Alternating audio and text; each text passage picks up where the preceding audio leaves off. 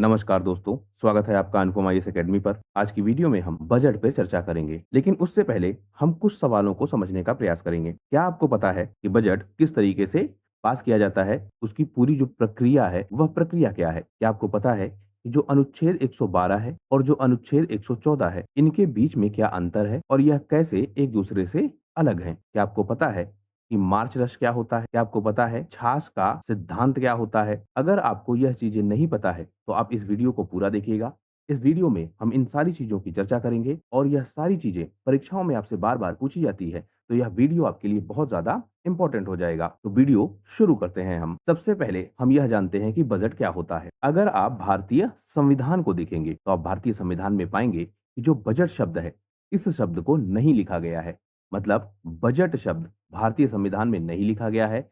इसकी जगह अनुच्छेद 112 चर्चा करता है वित्तीय विवरण की। यानी बजट शब्द भारतीय संविधान में नहीं है। इसकी जगह जो शब्द इस्तेमाल होता है वह क्या है? वित्तीय विवरण। इसी को आम बोलचाल की भाषा में बजट कह दिया जाता है। तो संविधान में वार्षिक वित्तीय विवरण दिया गया है और अनुच्छेद 112 में इसकी चर्चा है। एक तथ्य यहाँ बहुत इंपॉर्टेंट है। पहले जब आपका बजट था, उस बजट में दो पार्ट, एक रेलवे बजट और एक आम बजट। अब यह प्रश्न भी आपसे पूछा जाता है कि जो आपका रेलवे बजट है और जो आपका आम बजट है, यह किस प्रकार से एक हुए। इसके अलावा आपको यह भी जानना होगा कि भारत का जो पहला बजट है, वह बजट कब पेश हुआ।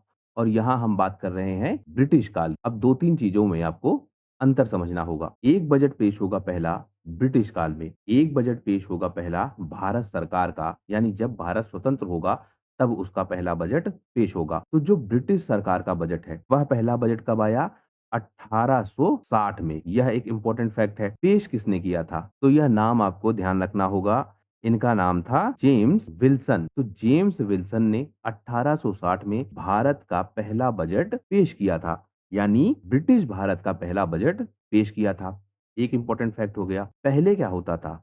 जब यह बजट आया था, यानी 1860 में जब बजट आया था, तो भारत सरकार के जितने भी खर्चे थे, उनमें रेलवे भी शामिल था। तो वह सारे खर्चे एक साथ पेश किए जाते थे। लेकिन 1921 में एक समिति बनाई गई। समिति का नाम था एकवर्थ समिति। और इस समिति की सिफारिश पर जो आपका रेलवे बजट है और जो आपका आम बजट है, इसको अलग-अलग किया गया। यानी अंग्रेजों के समय जब जेम्स विल्सन ने पहली बार बजट पेश किया था, तो पूरे भारत के बजट को पेश किया था और उसमें उन्होंने रेलवे बजट और आम बजट को अलग नहीं किया था। लेकिन जब 1921 में इस एकवर्ष समिति ने यह सिफारिश दी कि रेलवे बजट को आम बजट से अलग किया जाए। अब ऐसा भी क्यों किया जाए? क्योंकि जो रेलवे है, वह ब्रिटिशरों के लिए बहुत ज्यादा इंपॉर्टेंट। क्यों? क्योंकि भारत का जितना भी कच्चा माल है, वह इसी के माध्यम से ट्रांसपोर्ट होता था। रेलवे का इस्तेमाल अंग्रेज ज्यादातर इसलिए करते थे कि भारतीय जो कच्चा माल है, इनको पहुंचाया जाए कहाँ? समुद्र तटों तक, और फिर वहां से भेजा जाए अलग अलग क्षेत्रों में, या फिर हम ज्यादातर कहें कि यूरोप के क्षेत्र में, जहां इसको पक्के माल में या फिर फिनिश्ड गुड में कन्वर्ट किया जाए और उसको फिर से लाके भारतीय बाजारों में बेचा जाए। तो कुल मिला के यह टारगेट था। तो आपसे यह पूछा जाएगा कि किस समिति की सिफारिश पर? तो नाम याद रखना होगा, एकवर्ष समिति। इसी समिति की सिफारिश पर 1921 में इस बजट को अलग किया गया था। यानी रेलवे बजट और आम बजट अलग अलग पेश किया जाने लगा। इसी पैटर्न पर भारत सरकार भी चलती रही और भारत सरकार का जो बजट पेश किया गया, यानी स्वतंत्र भारत का जो पहला बजट पेश किया गया, वह पेश कब हुआ? 26 नवंबर 1947 में। और इसको पेश किसने किया? आर के सनमुखम चेट्टी ने। तो यह नाम आपको ध्यान रखने होंगे। पहला बजट किसने पेश किया था? 1860 में जेम्स विल्सन ने। भारत सरकार का यानी स्वतंत्र भारत का पहला बजट किसने पेश किया था? 1947 या फिर 26 नवंबर 1947 को आर के सनमुखम चेट्टी ने। तो यह दो प्रमुख तथ्य हैं। इस समय भी जो बजट पेश हुआ, यानी स्वतंत्र भारत का भी जो बजट पेश हुआ, उसमें रेलवे बजट और आम बजट को अलग अलग रखा गया। यह परंपरा लगातार चलती रही, लेकिन 2016 में इस परंपरा में बदलाव किया गया और जब बजट पेश हुआ 2017-18 का, यानी यह वर्ष कौन सा है? वित्तीय वर्ष। आपको यह याद रखना होगा कि बजट पेश किया जाता है अगले वर्ष के लिए। यानी जैसे जब आपका फरवरी 2025 में बजट पेश हुआ था, तो वह कब के लिए था? 2025-26 फाइनेंशियल ईयर। इसी तरीके से 2016 में यह घोषित कर दिया गया कि अब जो है, जो आपका रेलवे बजट है और जो आपका आम बजट है, उसको एक साथ पेश किया जाएगा। लेकिन यह हुआ कब से? 2017-18 के फाइनेंशियल ईयर से। तो दोनों तथ्य आपको ध्यान रखने होंगे। दोनों आपसे पूछे जा सकते हैं। फिर एक शब्द मिलता है आपको भारित व्यय। हम यहाँ पर ज़्यादातर उन चीज़ों की चर्चा कर रहे हैं जो परीक्षा में आपसे सबसे ज़्यादा पूछी जाती हैं। बहुत डिटेल से वीडियो को नहीं बना रहे हैं, हम फ़ोकस कर रहे हैं प्रीलिम्स परीक्षा पर, इसलिए हम उन चीज़ों को ज़्यादा देख रहे हैं जो परीक्षाओं में सबसे ज़्यादा आपसे पूछी जाती है। तो हम बात कर रहे हैं भारित व्यय की। यह भी आपसे पूछा जाता है कि भारित व्यय क्या होता है और कौन-कौन से ऐसे व्यय हैं जिनको कहा जाएगा भारित व्यय? यानी भारित व्यय में किन-किन चीज़ों को शामिल किया जाएगा? यह भी आपसे पूछा जाता है। तो भारत की जो संचित निधि है, उस पर जितने भी व्यय होते हैं, यानी भारत की संचित निधि से किए गए जितने भी व्यय हैं, उनको कहा जाएगा भारित व्यय। अब इनमें आएगा कौन-कौन? जब हम इस चीज़ को जान लेंगे, तो हमारे लिए चीज़ें ज़्यादा आसान हो जाएँगी। भारित व्यय में क्या-क्या शामिल है? जैसे जो आपके राष्ट्रपति हैं, उनको जो भी वेतन भत्ता मिलता है, उनके कार्यालय के जो खर्च, अब यहाँ आप अंतर समझिएगा, कार्यालय के भी जो खर्च हैं, वह भी किसमें शामिल होंगे? भारित व्यय में। यानी मोटा-मोटा आप यह समझिए, जितने संवैधानिक पद हैं, उन संवैधानिक पदों के जो खर्च हैं, खर्च में 2 तरीके, एक उनका व्यक्तिगत, व्यक्तिगत मतलब उनका वेतन, भत्ते, यह सब कुछ, और एक जो उनका आधिकारिक खर्च है। आधिकारिक खर्च का मतलब कार्यालय का खर्च, यानी जितने भी संवैधानिक पदों के लोग हैं, उन पर जो भी खर्च किया जा रहा है, चाहे व्यक्तिगत रूप से यानी वेतन भत्तों के रूप में, या फिर आधिकारिक खर्च के रूप में यानी उनके कार्यालय से जुड़े खर्च के रूप में, वह सारे खर्च क्या कहलाएंगे? भारित व्यय। तो इसमें कौन-कौन शामिल होगा? आपके राष्ट्रपति शामिल होंगे, इसमें उपराष्ट्रपति, लोकसभा अध्यक्ष, राज्यसभा के उपसभापति, लोकसभा के उपाध्यक्ष, यह सारे लोग शामिल होंगे। इसके साथ-साथ जो आपका सुप्रीम कोर्ट है, उसके जो जज हैं, उनके वेतन, उनके भत्ते की पेंशन, इसके अलावा जो आपका हाई कोर्ट है, उनके न्यायाधीशों की जो पेंशन है, अब यहाँ ध्यान रखिएगा आप, हाई कोर्ट के जो न्यायाधीश हैं, इनको वेतन कौन देगा? वेतन इनको देगा राज्य सरकार, लेकिन इनको पेंशन कौन देगा? पेंशन आएगा भारत की संचित निधि। यह अंतर आपको ध्यान में रखना होगा। फिर भारत के नियंत्रक एवं महालेखा परीक्षक, इनका वेतन, भत्ते, पेंशन, यह सब कुछ। जो आपका यूपीएससी है, इसके सदस्यों के जो वेतन है, भत्ते हैं, पेंशन है, वह सब कुछ। सुप्रीम कोर्ट जो नियंत्रक एवं महालेखा परीक्षक का कार्यालय है, यूपीएससी का कार्यालय है, इनके जितने भी प्रशासनिक व्यय, जिसकी चर्चा हमने यहाँ, इनके कार्यालयों के हुए खर्च, इनके कर्मियों के वेतन, उनके भत्ते, उनके पेंशन, यह सब कुछ शामिल होगा कहाँ? भारित व्यय में। इसके साथ-साथ एक इम्पोर्टेंट फैक्ट और, ऐसे जो ऋण है, मतलब भारत सरकार ने जो लोन लिया है, वह लोन आएगा कहाँ पर? भारित व्यय में। यानी भारत सरकार द्वारा लिए गए लोन। अब इसमें भी आप अंतर समझिए, एक आपका होगा राज्य सरकार का लोन, एक आपका होगा संघ सरकार का, या फिर आप सामान्य भाषा में कह सकते हैं कि केंद्र का लोन। तो जो केंद्र का लोन है, यह जाएगा कहाँ? भारित व्यय में। जो राज्य का लोन है, यह जाएगा कहाँ? राज्य सरकार के भारित व्यय में। यानी राज्य सरकार का जो बजट पेश होगा, उसमें जाएगा कौन-सा? राज्य सरकार वाला लोन, और जो केंद्र सरकार का या फिर संघ सरकार का लोन है, वह जाएगा कहाँ पर? केंद्रीय बजट में, और वहाँ पर इसको रखा जाएगा कहाँ? भारित व्यय के कैटेगरी में। तो यह क्या हो गया आपका? भारित व्यय। इसके बाद हम समझते हैं कि जो आपका बजट है, इसके पास होने की जो पूरी प्रक्रिया है, वह प्रक्रिया क्या है? अब ऐसा क्यों? क्योंकि यहाँ से भी खूब सारे क्वेश्चन बनते हैं कि इसके बाद क्या होगा? पहले क्या होगा? तो वहाँ आपको जो कन्फ्यूजन वाले एरियाज़ हैं, उन्हें हम ठीक से समझ लेंगे। यानी ओवरऑल हम पूरा प्रोसेस समझ लेंगे। जहाँ भी कन्फ्यूजन होगा, आप उसको ठीक से समझ पाएँगे, और उसके बाद जब भी परीक्षाओं में आपसे पूछा जाएगा, तो आप बहुत आसानी के साथ उसका आंसर कर पाएँगे। सबसे पहले होगा बजट का प्रस्तुतिकरण, यानी बजट को सबसे पहले पेश किया जाएगा। संसद में बजट पेश होता है, यह आप ध्यान रखेंगे। तो बजट सबसे पहले क्या होगा? पेश किया जाएगा। अभी हम यहाँ अंतर भी समझेंगे कि एक आपकी है राज्यसभा, एक आपकी है लोकसभा। इन दोनों के बीच जो शक्तियों का बँटवारा है, स्पेशली बजट को लेकर, वह बँटवारा कैसे है? कहाँ और किस हद तक राज्यसभा की शक्ति है, उसे भी हम समझेंगे। और हम यह भी देखेंगे कि कैसे लोकसभा ज़्यादा पावरफुल हो जाता है बजट के केस में। तो हम इन सारी चीज़ों को डिटेल से अभी समझेंगे। सबसे पहले होगा बजट का प्रस्तुतिकरण, यानी बजट को पेश किया जाएगा। इस पर होगी आम बहस, मतलब जो संसदीय सदस्य हैं, यह इस पर क्या करेंगे? बहस करेंगे, बातचीत करेंगे, अपने-अपने विचार रखेंगे। इसके बाद भेजा जाएगा विभागीय समितियों को। जब बजट आपका पेश हो जाएगा, बजट पेश होने के बाद इस पर जो सांसद हैं, वह अपने-अपने विचार रखेंगे कि यह चीज़ ठीक है, यह चीज़ गलत है, इसमें यह बदलाव होना चाहिए। तो यह सारे विचार यह लोग रखेंगे। फिर यह जाएगा विभागीय समितियों के पास, मतलब जितने आपके विभाग, जैसे मान लेते हैं आपका वित्त विभाग है, आपका मान लेते हैं रक्षा विभाग है, तो इनकी क्या होती हैं? अपनी-अपनी क्या होती हैं? समितियाँ। समितियों का मतलब स्पेशलाइज्ड लोग, इनके पास फिर इनको भेजा जाएगा। यानी रक्षा विभाग से संबंधित बजट में कुछ प्रावधान है। इस पर क्या हुई आम बहस, लोगों ने चर्चा की कि इस तरह के प्रावधान होने चाहिए, यह अच्छा है, यह बुरा है, यह बदलाव होना चाहिए, यह सारी बातें होंगी। फिर इसको भेजा जाएगा समितियों के पास। इसमें रक्षा विभाग के लोग होंगे, यह अपने स्पेशल रिकमेंडेशन देंगे, अपने-अपने सुझाव देंगे। इन सुझावों के अनुसार फिर होगा आपका जो अनुदान है, अनुदान मतलब जो पैसा माँगा जा रहा है, उस पर होगा आपका मतदान। अभी हम समझेंगे कि यह अनुदान और यह बजट, यह दोनों आपस में किस तरह से कनेक्टेड हैं और कहाँ यह दोनों एक-दूसरे से अलग हो जाते हैं। यानी पहले बजट पेश हुआ, उस पर चर्चा हुई, विभागों के पास गया, विभागों के रिकमेंडेशन आए, फिर क्या होगा अनुदान, मतलब कितना पैसा खर्च किया जाएगा, उस पे चर्चा होगी, उस पर फिर मतदान होगा, वोटिंग होगी और वोटिंग का मतलब यहीं पर समझा जाता है कि बजट जो है वह आपका हो रहा है, पास हो रहा है। इसके बाद होगा जो आपका विनियोग विधेयक है, वह पारित होगा। इसे भी अभी हम समझेंगे। तो सबसे पहले बजट पेश हुआ, बजट पेश होने के बाद उस पर बहस हुई, फिर वह गया संसदीय समितियों के पास यानी कि जो विभागीय समितियाँ हैं, उनके पास, फिर अनुदानों पर इन पर माँग होगी और उन पर क्या होगी, वोटिंग होगी। जैसे यह बजट में प्रावधान है कि रक्षा विभाग को 5% बजट यानी जो टोटल बजट बना है उसका 5% उसका एक एक्स अमाउंट होगा, इतना दिया जाना चाहिए। इस पर फिर चर्चा होगी, चर्चा के बाद जाएगा यह विभाग के पास और विभाग इस पे अपने रिकमेंडेशन देगा।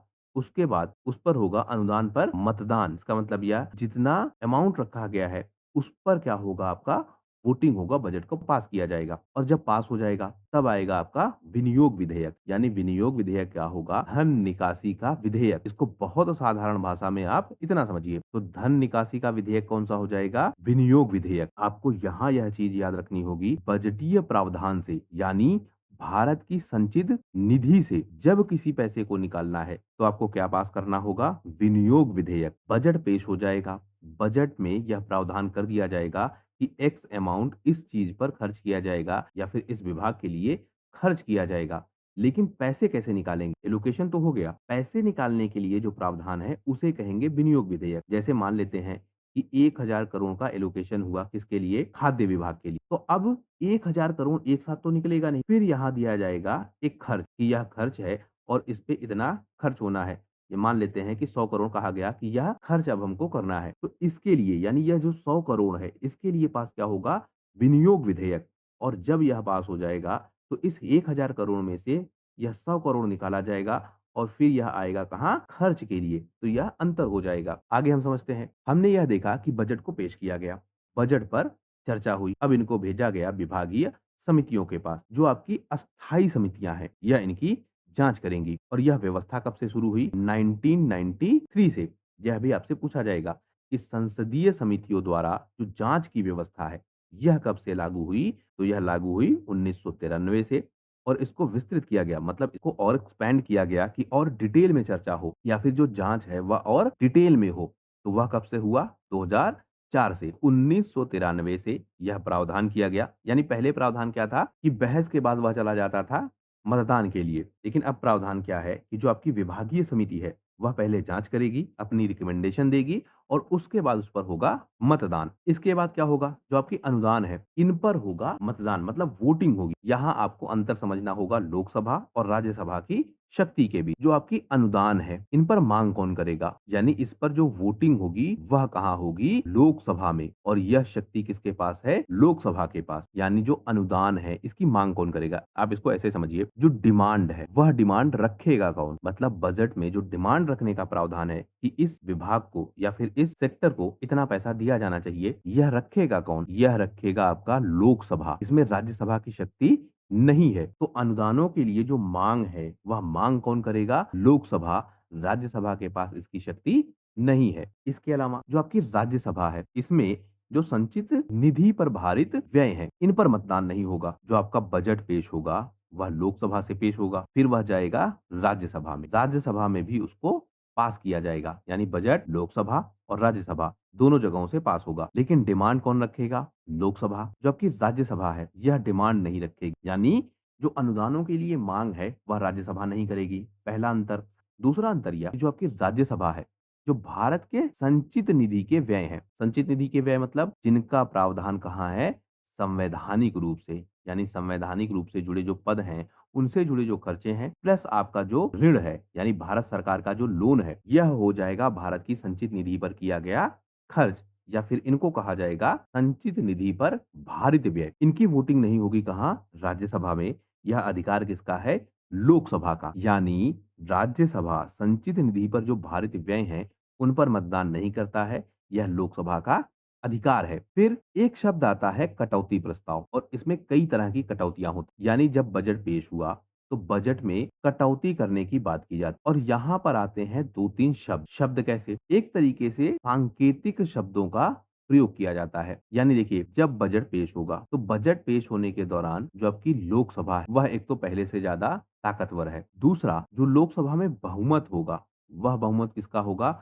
बजट पेश करने वाली पार्टी का। तो जाहिर सी बात है लोकसभा में यह बजट पास हो जाएगा। लेकिन कुछ सांकेतिक कटौतियां की जाती है, और यह कटौतियों की जो मांग है वह ज्यादातर करेगा आपका विपक्ष। तो विपक्ष इस तरह की कटौतियों का प्रस्ताव रखेगा। यहां से भी आपसे प्रश्न पूछे जा सकते हैं। तो कौन कौन से कटौती प्रस्ताव हैं?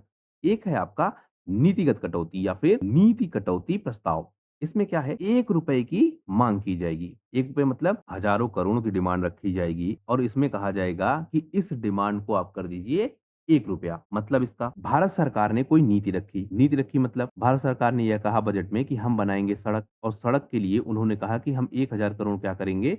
खर्च करेंगे। यह एलोकेशन हो गया। अब इस योजना का अगर विरोध करना है किसे? विपक्ष को, तो वह कहेगी कि इस 1,000 करोड़ को कर दीजिए आप 1 रुपया। यानी जो आपकी नीति है वह नीति ठीक नहीं है। आप इस नीति को क्या करिए? बदलिए। सड़क बनाने से ज्यादा कुछ और चीज इंपॉर्टेंट है, उस पर फोकस कीजिए। तो इस तरह से जो नीतिगत विरोध है उसको किसके अंदर पास किया जाएगा? नीति कटौती प्रस्ताव के अंतर्गत। दूसरा है आर्थिक कटौती प्रस्ताव, यानी जो आपका दूसरा पक्ष है वह यह कहेगा कि जो आपने यह बजट पेश किया है, इस बजट में जो खर्च है वह खर्च बहुत ज्यादा है, इसे आपको कम करना होगा, और इसके लिए जो प्रस्ताव पेश होगा उसे कहेंगे आर्थिक कटौती प्रस्ताव। इसमें कितना अमाउंट होगा? अमाउंट आपको ध्यान रखना होगा। नीति कटौती में कहेंगे कि एलोकेशन कर दीजिए 1 रुपया। आर्थिक कटौती में कहा जाएगा कि एक निश्चित सीमा तक इस धनराशि को कम किया जाए, यानी 1,000 करोड़ को 500 कर दीजिए, 600 कर दीजिए, इस तरह की डिमांड होगी। तो इसे क्या कहेंगे? आर्थिक कटौती प्रस्ताव। फिर एक शब्द आएगा सांकेतिक कटौती प्रस्ताव। इसमें क्या कहा जाएगा? 100 रुपए कम किए जाए। तो नीति कटौती में पूरी नीति को कहा जाएगा कि इसको 1 रुपए में कन्वर्ट कर दीजिए, यानी डिमांड को 1 रुपए में कन्वर्ट कर दीजिए। दूसरा, सांकेतिक कटौती में कहा जाएगा कि जो डिमांड है इसमें 100 रुपए की कमी की जाए। फिर एक शब्द मिलेगा आपको गिलोटीन।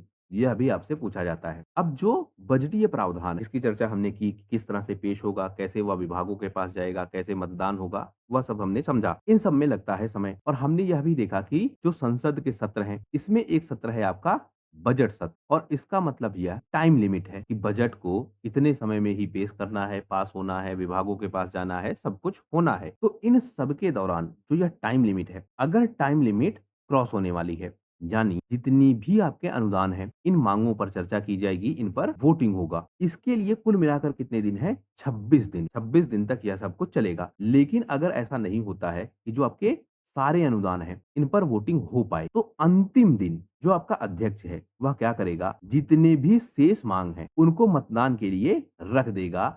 इन पर चर्चा की आवश्यकता नहीं होगी। इसको आप ऐसे समझिए, एक बार हो गया आपका बजट पेश। बजट पेश होने के बाद इस पर क्या होगी? आम चर्चा। आम चर्चा के बाद यह जाएगा कहाँ? विभागों के पास। फिर इस पर होगा मतदान, और मतदान के बाद फिर निकाला जाएगा क्या? पैसा। उसके लिए अलग से प्रावधान है। यह हमने समझ लिया। अब जब यह बजट पेश हुआ तो इसमें क्या होगा? बहुत सारे आइटम होंगे, हजारों की संख्या में। एक एक आइटम पर क्या होगी? चर्चा हो। अब मान लेते हैं कि यह आखिरी के 2 आइटम बच गए जिन पर अभी तक चर्चा नहीं हो पाई है, तो इसको सीधा भेजा जाएगा कहाँ? मतदान के लिए, कि अब इन पर वोटिंग की जाए। इसी को कहेंगे क्या? गिलोट। तो आप अंतर शायद समझ गए होंगे। अभी हमने पीछे 2 शब्द देखे, एक था आपका विनियोग विधेयक जो अंत में पेश होता है, एक है आपका बजट। तो इन दोनों में क्या अंतर है, इसे हम ठीक से समझते हैं। तो विनियोग विधेयक और बजट में क्या अंतर है? बजट क्या है? एक व्यापक वित्तीय दस्तावेज, यानी सरकार के जितने भी खर्च हैं, जितनी भी उनकी आय होनी है, जितना उनको टैक्स लगाना है, उसका पूरा विवरण, मतलब जितने भी सरकार के खर्च हैं, जितनी भी आय होनी है, सबकी चर्चा किसमें है?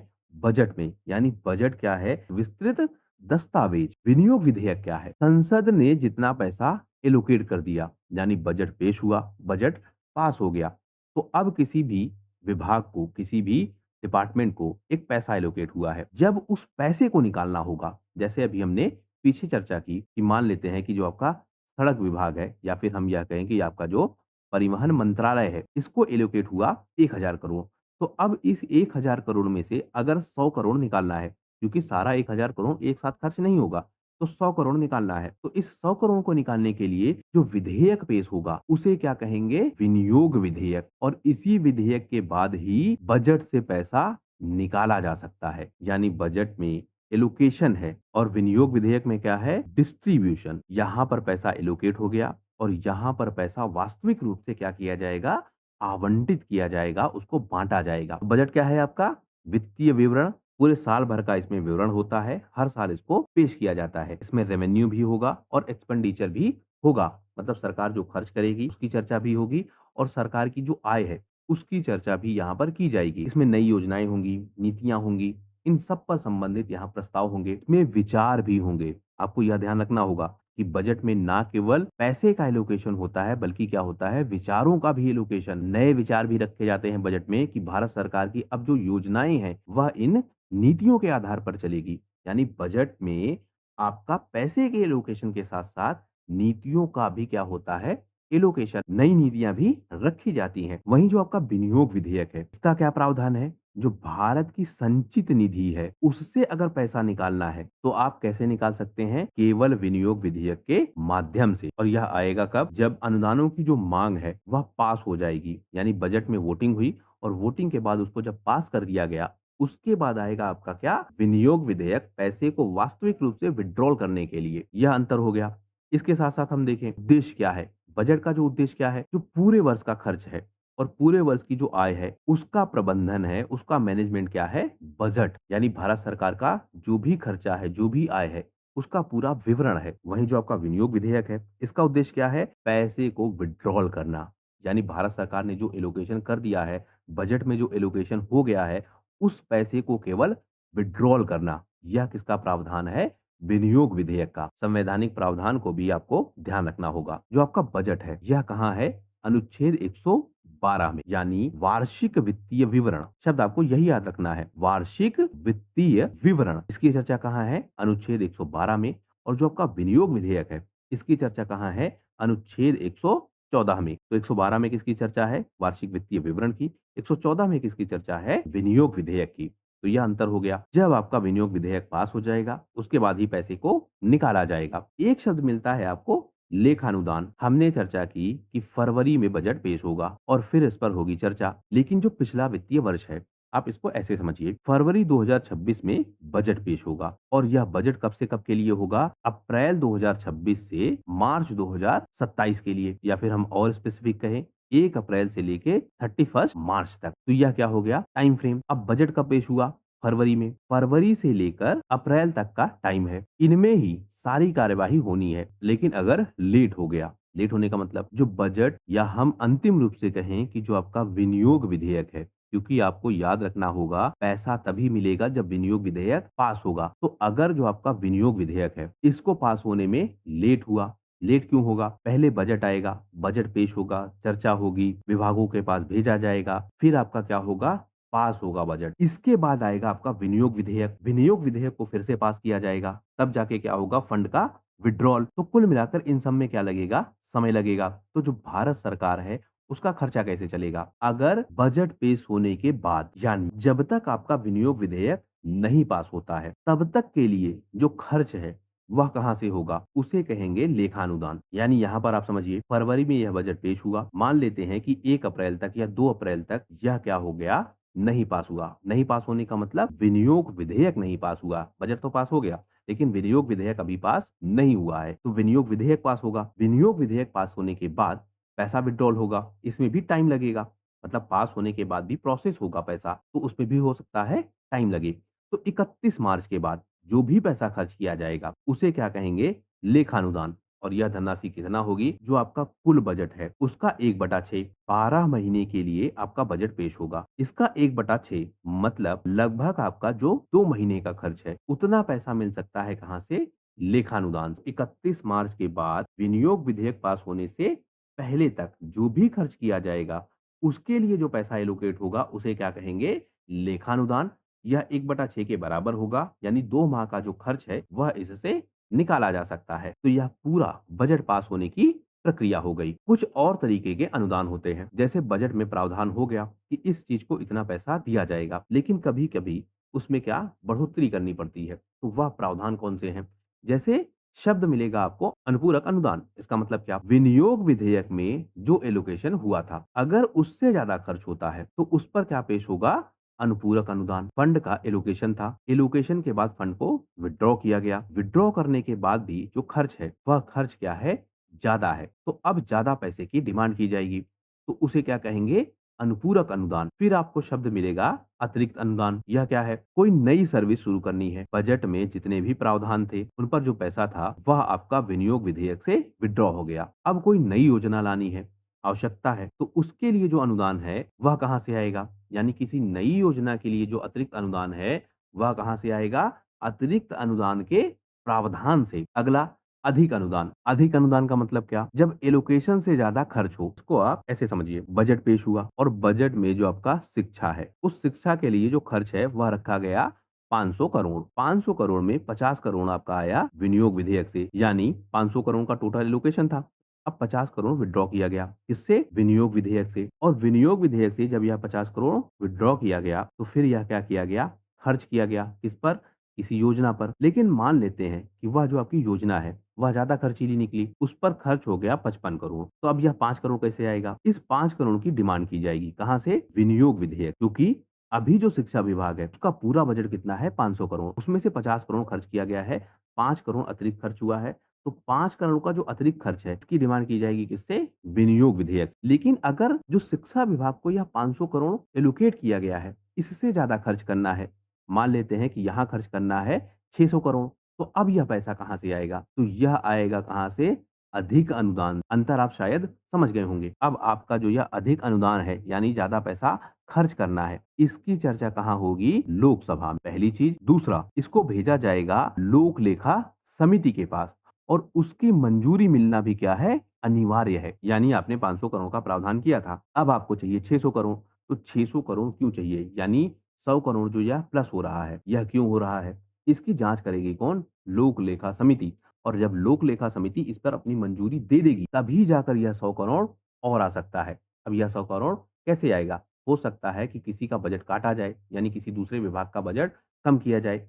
हो सकता है कि कहीं से लोन लिया जाए, भारत सरकार किसी से लोन ले। तो अगर इस तरह के प्रावधानों को करना है तो वह कहाँ जाएगा? लोक लेखा समिति के पास। और लोक लेखा समिति जब उसको पास कर देगी उसके बाद ही इस पैसे को विड्रॉल किया जा सकता है। तो इसे क्या कहेंगे? अधिक अनुदान।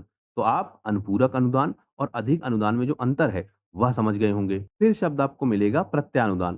प्रत्यानुदान मतलब क्या? आकस्मिक रूप से अगर धन की आवश्यकता है तो तुरंत सहायता। अब यहाँ देखिए, जो अधिक अनुदान था इसमें क्या प्रावधान था? लोक लेखा समिति से मंजूरी लेना। लेकिन प्रत्यानुदान का मतलब क्या? इमरजेंसी में कोई फंड चाहिए, तो उस केस में जो लोक लेखा समिति वाला प्रावधान है इससे छूट मिले, इसे क्या कहेंगे? प्रत्यानुदान। इसके बाद अपवादानुदान। यह क्या है? किसी विशेष प्रयोजन के लिए जो करंट फाइनेंशियल ईयर है उससे कनेक्टेड नहीं है, यानी जो फ्यूचर का खर्च है, अगर उसके लिए कोई प्रावधान करना है तो उसे क्या कहेंगे? अपवादानुदान। इसी तरह से सांकेतिक अनुदान। यह क्या है? जो पहले से प्रस्तावित सेवा है इसमें कुछ ऐड करना है, यानी कोई सर्विस पहले से प्रस्तावित उसमें कुछ एक्सटेंशन करना है, उसके लिए जब पैसे की मांग की जाएगी तो उसे क्या कहेंगे? सांकेतिक अनुदान। तो इस तरह से यह अलग अलग अनुदान है और इन पर चर्चा होती है और इनसे संबंधित प्रश्न भी आपसे पूछे जाते हैं। फिर एक शब्द मिलता है छाछ का सिद्धांत। यह क्या है? एक साल में फंड एलोकेट हुआ और अगर यह फंड नहीं खर्च हुआ, मान लेते हैं जैसे हमने पीछे चर्चा की कि 1000 करोड़ सड़क विभाग को या फिर परिवहन विभाग को एलोकेट हुआ, लेकिन यह 1000 करोड़ नहीं खर्च हो पाया। इसमें खर्च हुआ क्या? 900 करोड़। तो अगर 900 करोड़ खर्च हुआ है तो यह बचा हुआ 100 करोड़ कहां जाएगा? भारत की संचित निधि में। इसी को कहेंगे हांस का सिद्धांत, यानी बचा हुआ पैसा कहां चला जाएगा? भारत की संचित निधि में। इसी में फिर आपको एक शब्द मिलेगा मार्च रस। इसका मतलब क्या? जो भी विभाग है या जो भी मंत्रालय है वह यह कोशिश करते हैं कि पैसा ना बचे। तो जब महीना आएगा आपका मार्च का, यानी इसकी टाइमिंग खत्म होने वाली है, बजट पेश होगा आपका कब से कब के लिए? अप्रैल से लेकर मार्च तक के लिए। तो अगर मार्च तक के महीने में यह पैसा खर्च नहीं हुआ तो कहाँ चला जाएगा? संचित निधि में। इसीलिए जो आपका मार्च का महीना है, इसमें जो खर्च है वह खूब किया जाता है और इसी को कहते हैं मार्च रश। तो आप इस शब्द को समझ गए होंगे। तो इस तरह हमने समझा कि जो बजटीय प्रावधान है वह क्या है, इससे जुड़े जो प्रमुख शब्द हैं वह शब्द कौन-कौन से हैं और किस तरह से बजट को पेश किया जाता है। इसकी जो पूरी प्रक्रिया है और जो प्रमुख शब्दावलियाँ हैं वह हमने समझ ली। परीक्षाओं में आपके लिए यह बहुत ज़्यादा इम्पोर्टेंट है और यहाँ से खूब सारे प्रश्न बनते हैं। आशा करता हूँ यह वीडियो आपकी परीक्षा के लिए उपयोगी होगा। वीडियो यदि पसंद आया हो तो प्लीज़ शेयर कीजिए अपने दोस्तों के साथ, सब्सक्राइब कीजिए इस चैनल। आपका हमसे जुड़ने के लिए बहुत-बहुत धन्यवाद। आपका दिन शुभ हो।